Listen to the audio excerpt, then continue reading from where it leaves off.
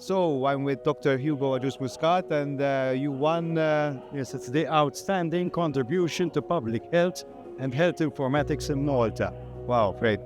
How does it feel to be acknowledged for your work in Malta? Well, I'm deeply honored. It's been a long journey.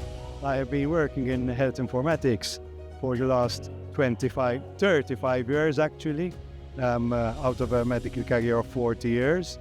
I took an interest early on in health informatics. I went to the UK, where I did a Master of Science in Health Information Science.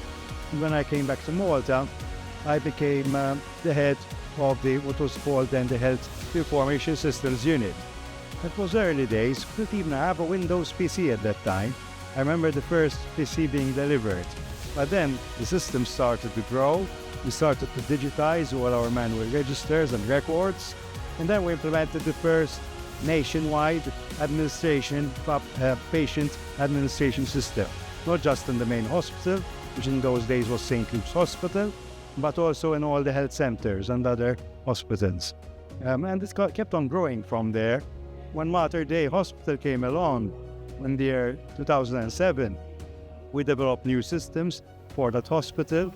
We had our first integration between systems using HL7 and our first PACS, which gave us digital imaging throughout the hospital, and also the laboratory information system and many other clinical systems. So looking back, it's been a really long journey. And more recently, we worked on the National Patient Portal and also on cross-border e-health services. So really, when you look back, it's been a lot of work.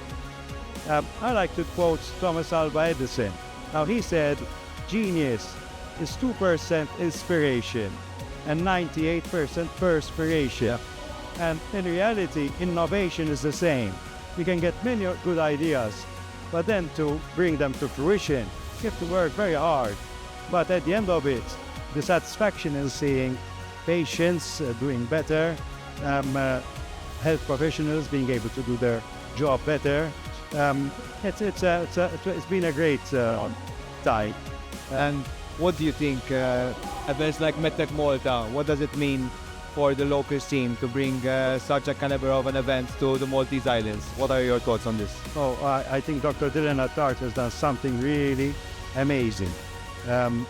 Malta is objectively small. We're a small country. So to grow such an important medical technology movement out of such a small island is an outstanding achievement for Dr. Attard.